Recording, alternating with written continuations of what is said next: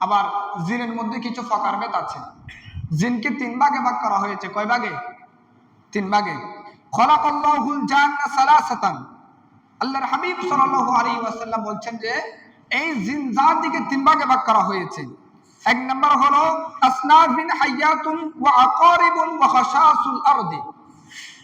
এক নাম্বার জিনের ভাগ হলো আল্লাহ কতগুলো জিনকে সাপ, বিচ্ছু এবং জীবজন্তু বানিয়ে দিয়েছেন। কি বানিয়ে দিয়েছেন? জীব জন্তু। এই যে আমাদের সাপ, কুকুর, বিচ্ছু, এগুলো জিনের একটা ভাগ। মানে এর অধিকাংশই জিন।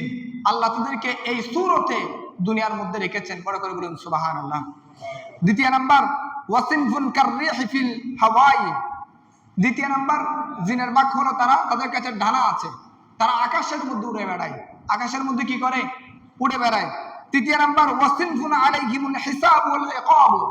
তিন নাম্বার জিন হলো তারা মানুষের সাথে মিশে থাকে, মানুষের সাথে এদিকে সেদিকে চলাফেরা করে এবং কিয়ামতের ময়দানে আল্লাহ মানুষের কাছ থেকে যেমনি ভাবে হিসাব নিকাশ নেবেন, ঠিক তেমনি ভাবে যে সমস্ত জিন মানুষের সাথে চলাফেরা করে আল্লাহ তাদের কাছ থেকে হিসাব নিকাশ নেবেন। বড় করে বলুন সুবহানাল্লাহ। হিসাব শুধু মানুষের হবে না, জিনেরও হবে। তাকে মিজানের পাল্লায় দাঁড়াতে হবে, তাকে জবাবদিহিতা করতে হবে। হে জিন, তোমাকে সৃষ্টি করেছি ইবাদতের জন্য, তুমি দুনিয়ার মধ্যে কি কি করেছো? আমরা যেমনি ভাবে আল্লাহর দরবারে কৈফিয়ত দেব আমাদের প্রতিটা সেকেন্ডের বিষয়ে, ঠিক তেমনি ভাবে জিন জাতিও তাদের প্রতিটা সেকেন্ডের বিষয়ে আল্লাহকে কি দেবে? কৈফিয়ত দিতে হবে। বড় করে বলুন সুবহানাল্লাহ। সম্মানিত হাজরিন, এখন কথা হলো হুজুর, তৃতীয় নাম্বার ফকার, এরা জিনরা আমাদের সাথে চলাফেরা করে, কই আমরা যে দেখি না। সেজন্য আল্লাহ রাব্বুল আলামিন জিন জাতিকে যখন আল্লাহ অভিশপ্ত করেছেন, তখন তারা আল্লাহ দরবারে একটা ফরিয়াদ করেছেন, আল্লাহ আপনি তো আমাদেরকে অভিশপ্ত করেছেন, ঠিক আছে, আমরা আপনার ওয়াদা পালন করি নাই, তবে আপনি আমাদেরকে এমন একটা ক্ষমতা দিন, আপনি যে খলিফা বানাবেন, আমরা তাদের সাথে চলাফেরা করব, তারা আমাদেরকে দেখবে না, কিন্তু আমরা তাদেরকে দেখব। আমরা কি করব? তাদেরকে দেখব। তখন আল্লাহ রাব্বুল আলামিন এই জিন জাতিকে মানুষের শিরায় শিরায়, মানুষের রক্তের সাথে মিশিয়ে, মানুষের শরীরের এই শ্বাস প্রশ্বাসের সাথে শিরায় শিরায় চলার মতন সে ক্ষমতা আল্লাহ জিন জাতিকে দিয়েছেন। বড় করে বলুন সুবহানাল্লাহ। সেজন্য জিন জাতি আমাদের শরীরের মধ্যে মিশে আছে। আমাদের শরীরে কি আছে? মিশে আছে। আমি গত জুমার মধ্যে গাইলান নামক একটা জিনের আলোচনা করেছিলাম। জিন জাতির মধ্যে এক প্রকার জিন হলো গাইলান। এরা হচ্ছে জাদুকর। এরা মানুষকে বশ করে, মানুষকে এরা বিভ্রান্তির মধ্যে ফেলে দেয়।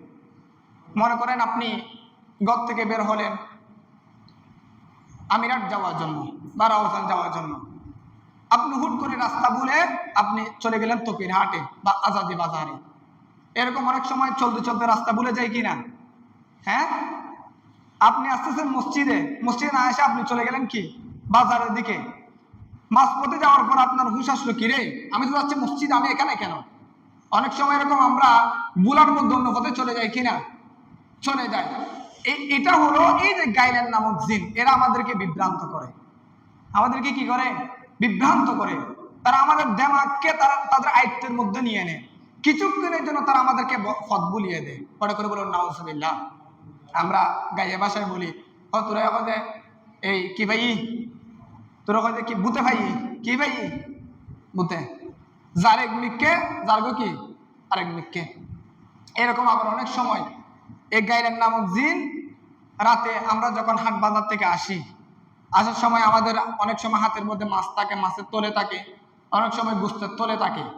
এই মাছ এবং গোস্ত এই দুটার প্রতি জিন আকৃষ্ট হয়ে মানুষকে কি করে? বিভিন্নভাবে ডিস্টার্ব করে, ঠিক কি না? এরকম করে, আগে বেশি করতো, এখন কম, কারণ এখন মানুষের বসবাস দিন দিন বৃদ্ধি পাচ্ছে, যার ফলে জিনরা আস্তে আস্তে তারা পাহাড় পর্বতে চলে যাচ্ছে। সম্মানিত হাজরিন, এরকম যারা পাহাড় অঞ্চলে যারা থাকে, তারা গভীর রাতে যখন আসে তখন তাদের হাতের মধ্যে মাছ থাকে, হয়তো বা গোস্ত থাকে। গোস্ত যখন থাকে বা মাছ যখন থাকে, তখন তারা পাহাড়ের রাস্তা দিয়ে আসার সময় ওই জিন এরা বিভিন্ন গাছের ডেল ভাঙ্গার মতো করে মট মট মট মট আওয়াজ করে করে ওই ব্যক্তিকে কি করে? ডিস্টার্ব করে। এরকম করে কি না? এরা হলো ওই যে জিনের প্রকার। এখানে একটা গাইলান নামক একটা জিন আছে, এরা মানুষকে বশ করে, মানুষকে ডিস্টার্ব করে এবং তারা মানুষকে বুক করার জন্য চেষ্টা করে। বড় করে বলুন নাউজুবিল্লাহ। আল্লাহ এই সমস্ত গাইলান নামক জিন থেকে আমাদেরকে হেফাজত করুক, সকল বলুন আমিন। আমি গত জুমার মধ্যে বলেছিলাম যে অধিকাংশ সাপ এবং কালো কুকুর এরা হলো জিনের সূরত। এরা কি? জিনের সূরত। যেমন নবী করিম সাল্লাল্লাহু আলাইহি ওয়াসাল্লাম হাদিসে পাকের মধ্যে বলছেন যে আল কালবুল আসওয়াদু শাইতান, যে সমস্ত কালো কুকুর দেখা যায় এরা নিঃসন্দেহে জিনের সূরত ধারণ করে আসে। কি সূরত ধারণ করে? জিনের সূরত। অধিকাংশ কালো কুকুর জিনের সূরত ধারণ করে। সেজন্য আমাদের সমাজে যারা দুষ্ট লোক, যারা বানটুনা করে, কি করে? বানটুনা, মানুষকে বান মেরে ফেলে রাখে, মানুষের ক্ষতি সাধন করে। এরা অনেক সময় এই বানটুনার যে তারা যে তবদির করে সেটা তারা ওই কালো কুকুরকে কি করে? খাওয়ায়। এটা কালো কুকুরকে খাওয়ার মাধ্যমে অনেক সময় সম্পর্ক চিহ্ন হয়, মানুষকে বশ করা যায়, মানুষকে নিজের আয়ত্তের মধ্যে নিয়ে আসা যায়। বড় করে বলুন নাউজুবিল্লাহ। আল্লাহ এই সমস্ত কাজ থেকে আমাদেরকে হেফাজত করুক, সকল বলুন আমিন। সেটা নবী করিম সাল্লাল্লাহু আলাইহি ওয়াসাল্লাম বলছেন যে ফাকাতুলু মিনহা কুল্লা আসওয়াদা, তোমরা কালো কুকুর দেখা মাত্র তাকে কি করবে? তাকে ধমক দিয়ে তাড়িয়ে দেবে, যদি সম্ভব হয় তাকে হত্যা করবে। ফাকাতুলু, তোমরা তাকে কি করো? হত্যা করো। একটা কালো কুকুর, তাকে আপনি একবার তাড়িয়ে দিলেন, দুইবার তাড়িয়ে দিলেন, সে যাচ্ছে না, তখন আপনাকে বুঝতে হবে সে কি? নিঃসন্দেহে সে শয়তান। সে কি? শয়তান, সে জিন, কালো কুকুরের সূরত ধারণ করে এসেছে। তখন আমার নবী বলেন ফাকাতুলু, তোমরা কুকুরকে কি করো? হত্যা করো। কি করো? হত্যা করো। এবং অন্য রাওয়ায়াতের মধ্যে এসেছেন আপনি কোন একটা খাবার খাচ্ছেন, ওই সময় যদি কোনো কুকুর উপস্থিত হয় আপনি তাকে কিছু খাবার দিয়ে তাড়িয়ে দিবেন। কি দিবেন? তাড়িয়ে দিবেন। এবং কুকুরের সামনে খাবার খাবেন না। গত জুমার মধ্যে আমি বিষয় বলেছিলাম বাইরে খাবার গ্রহণ করা বা কুকুরের সামনে খাবার গ্রহণ করা থেকে বিরত থাকবেন, কারণ অধিকাংশ জিন কুকুরের সূরত ধারণ করে, সর্পের সূরত ধারণ করে। যেমন হাদিসে পাকের মধ্যে নবী করিম সাল্লাল্লাহু আলাইহি ওয়াসাল্লাম হাদিসে পাকের মধ্যে ইরশাদ করেছেন আল হায়াতু মাসকুল জিন্নি কামা মুসিকাতিল কিরাদাতু ওয়াল খানাজিরু মিন বানি ইসরাঈল। হাদিসে পাকের মধ্যে এসেছেন নবী করিম সাল্লাল্লাহু আলাইহি ওয়াসাল্লাম বলছেন যে বনি ইসরাঈলকে আল্লাহ যেমনি ভাবে অভিশপ্ত করে তাদেরকে বাঁদর এবং শূকর বানিয়ে দিয়েছেন, ঠিক তেমনি ভাবে আল্লাহ কতগুলো অভিশপ্ত জিনকে সাপ বানিয়ে দিয়েছেন। কি বানিয়ে দিয়েছেন? সাপ। তো এই হাদিসে পাকের মধ্যে বলছেন আল্লাহ যদি বনি ইসরাইলের মানুষকে বাঁদর এবং শূকর বানাইতে পারে, ঠিক একই ভাবে আল্লাহ এই অভিশপ্ত জিন সম্প্রদায়কে সাপ বানাতে পারে। সেজন্য এগুলো থেকে আপনারা কি থাকবেন? দূরে থাকবেন। সম্মানিত হাজরিন, এবং জিন সম্প্রদায়ের মধ্যে একটা সম্প্রদায় আছে যারা জাদুকর, তাদেরকে কিতাবের ভাষায় গাইলান বলা হয়। কি বলা হয়? যেমন হাদিসে পাকের মধ্যে এসেছেন আলাইকুম বিদ্দালজালি ফাইনাল আরদা তুফি বিল্লাইলি ফাইজা তাগাওয়ালতা লাকুমুল গাইলান। জিন সম্প্রদায়ের মধ্যে একটা শ্রেণী আছে যারা গাইলান, এবং এরা হচ্ছে জাদুকর। এরা মানুষকে বশ করে। আমরা অনেক সময় বলি না তাকে জিন সালান দেওয়া হয়েছে। কি দেওয়া হয়েছে? জিন সালান। এটা কাদের মাধ্যমে দেওয়া হয়? এই গাইলান জিন সম্প্রদায়ের মাধ্যমে দেওয়া হয়। জিন সম্প্রদায়ের মধ্যে যারা জাদুকর, যারা মানুষের ক্ষতি সাধন করে, তাদের মাধ্যমে সালানগুলো দেওয়া হয়। লাকুমুল গাইলানা ফানাদাউ বিল আযান, বলছে যখন গাইলান জিন তোমার সামনে উপস্থিত হবে তখন তুমি আযান দিতে শুরু করবে, কারণ তারা আযান দেওয়া মাত্র এই গাইলান জিন ফালাতে শুরু করে। বড় করে বলুন সুবহানাল্লাহ। এবং পাশাপাশি আরেকটা বিষয় হলো এই গাইলান জিন অনেক সময় আমাদের সিনার মধ্যে বর করে। আপনি দেখবেন রাতে যখন আমরা সোজা হয়ে ঘুমাই, কি হয়ে পাগুলো সোজা করে যখন ঘুমাই, তখন বুবা জিন নামের আমরা যেটা সাধারণত বলে থাকি, এটা আমাদের সিনার মধ্যে ভর করে। সিনার মধ্যে বসে আমাদের গলা টিপে ধরে অনেক সময়, ঠিক কিনা? অনেকের এরকম হয়। সোজা যখন আমরা ঘুমাই, পাগুলো যখন আমাদের সোজা থাকে, তখন বুবা জিন সিনার মধ্যে বসে আমাদের গলা টিপে ধরে। তো এইরকম যখন গলা টিপে ধরবে তখন আপনি আযান দিতে শুরু করবেন। তখন তারা তো আওয়াজটা গেয়ে ফেলে, আওয়াজটা বাইরে শোনা যায় না, তবে এর মধ্যে আপনি কি দিবেন? আযান দিবেন। হাও মাও করে চিল্লা না দিয়ে কি দিবেন? আযান দিবেন। দেখবেন আযান দিতে দিতে সে এখান থেকে পালিয়ে যাবে। আরেকটা নিয়ম হলো আপনি ঘুমানোর সময় ডান কাত হয়ে ঘুমাবেন। আপনি সোজা হয়ে ঘুমালে একদিন না একদিন বুবাজিনে আসবে। তাহলে এটা হাইসিয়ত যে সোজা হয়ে ঘুমায় তাকে কি করে? বুবাজিনে ভর করে, বুবাজিনে তাকে কি করে? বশ করে। আপনি যখন ডান কাত হয়ে আমার নবীর সুন্নাহ অনুযায়ী ঘুমাবেন, এই বুবাজিন আপনাকে আক্রমণ করবে না। সাল্লাল্লাহু আলাইহি ওয়াসাল্লাম হাদিসে পাকের মধ্যে রাওয়ায়াত করেছেন যে উম্মত তোমরা রাতে ঘুমানোর সময় একটা আমল করবে, যেটা স্বয়ং রাসূল পাক সাল্লাল্লাহু আলাইহি ওয়াসাল্লাম নিজে করতেন। প্রথম হচ্ছে সূরা ইখলাস। প্রথমে কি বললাম? সূরা ইখলাস। এরপর হচ্ছে সূরা ফালাক, সূরা নাস। কয়টা সূরা বললাম? তিনটা সূরা। সূরা ইখলাস, সূরা ফালাক, সূরা নাস। এই তিনটা সূরা পড়ার পরে আপনার এই দুই হাতের মধ্যে আপনি ফু দিবেন। কি দিবেন?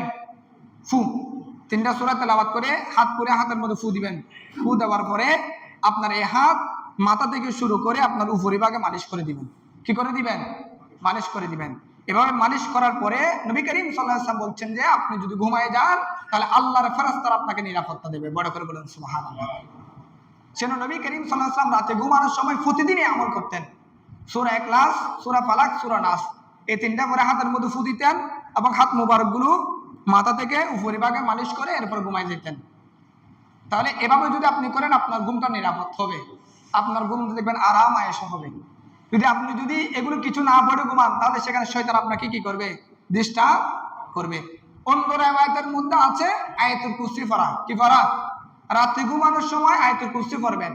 আয়াতুল কুরসি পড়ার সাথে সাথে দুইজন ফেরেশতা আল্লাহর পক্ষ থেকে নিযুক্ত হয়ে যায়। এই দুইজন ফেরেশতা আপনার ঘুম যতক্ষণ পর্যন্ত ভাঙবে না ততক্ষণ পর্যন্ত আপনাকে পাহারা দেবে। বড় করে বলুন সুবহানাল্লাহ। আপনার শরীরের কাছে যাতে কোনো বুবাদিন আসতে না পারে, কোনো জিন যাতে আপনার ক্ষতি করতে না পারে, সেজন্য আল্লাহ দুইজন ফেরেশতা নিযুক্ত করেন। আয়াতুল কুরসির ফজিলত, এই দুইজন ফেরেশতা আপনাকে সারা রাত পাহারা দেবে, আপনার শরীরকে নিরাপদ রাখবে। বড় করে বলুন সুবহানাল্লাহ। এবং রাতে ঘুমানোর সময় ডান কাত হয়ে ঘুমাবেন। কোন কাত হয়ে? এগুলো সম্পূর্ণ হাদিস। ডান কাত হয়ে ঘুমাবেন। ডান কাত হয়ে ঘুমালে এই যে বুবা জিন বলেন, যত প্রকার দুষ্ট জিন বলেন, এই দুষ্ট জিনগুলো থেকে রেহাই পাওয়া যায়। অনেক সময় আমরা যখন ঘুমাই তখন আমাদেরকে জিন আক্রমণ করে, ঠিক কিনা? বুবা জিন আমাদের সিনার মধ্যে বসে আমাদের গলা টিপে ধরে এবং আমাদের আওয়াজটা তারা কি করে ফেলে? খেয়ে ফেলে, হজম করে ফেলে। তখন অন্য হাদিসে পাকের মধ্যে এসেছেন যে যখন আপনাকে জিন আক্রমণ করবে, জিন আক্রমণ করার পর নবী করিম সাল্লাল্লাহু আলাইহি ওয়াসাল্লাম বলছেন তোমরা সাথে সাথে আযান দিতে শুরু করবে। কি করবে? আযান। আলাইকুম বিদ্দালজাতি ফাইন্নাল আরদু তাদবি বিল্লাইলি ফাইযা তাকাওয়াল তারাকুমুল গাইলান ফানাউ বিল আযান। নবী করিম সাল্লাল্লাহু আলাইহি ওয়াসাল্লাম বলছেন রাতের ঘুমে যখন তোমাদেরকে বুবা জিন আক্রমণ করবে বা আপনি বাজার থেকে আসতেছেন রাতে, হঠাৎ করে বিভিন্ন গাছ মটমট করে ভাঙার মাধ্যমে বা আপনার পিছনে কিছু পড়তেছে এভাবে লাগার মাধ্যমে যখন আপনার অন্তরে ভয় সৃষ্টি হবে তখন আপনি আযান দিতে শুরু করবেন। দেখবেন অটোমেটিক আপনার ভয় কেটে যাবে, জিন পলায়ন করবে। বড় করে বলেন সুবহানাল্লাহ। নিশে রাতে যখন আসি কোনো বাতাস নাই, কোনো কিছু নাই, পিছন দিকে পাতা পড়ে, ঠিক কিনা? পরে কিনা এরকম গাছের মটমট আওয়াজ করে, এগুলো যে জিন ডিস্টার্ব করে। তো ওই সময় যদি আপনি আযান দেন বড় করে, আযান দেওয়া মাত্রই জিন পালিয়ে যাবে, আপনি নিরাপদ থাকবেন। বড় করে বলেন সুবহানাল্লাহ। তাহলে জিনকে তাড়ানোর মূল মন্ত্র হলো আযান। মূল মন্ত্র কি? আযানের চাইতে বড় কোনো মন্ত্র নাই। জিন আক্রমণ করতেছে, আপনাকে ডিস্টার্ব করতেছে, আপনি যাচ্ছেন রাস্তার একদিকে, চলে যাচ্ছেন আরেকদিকে, পথ ভুলিয়ে যাচ্ছেন বারবার, কোনো একটা বিষয় আপনার দিমাগে আসতেছে না, বারবার ভুলে যাচ্ছেন, দিমাগ শুরু ব্রেন কাজ করতেছে না, তখন আপনি আযান দিতে শুরু করবেন।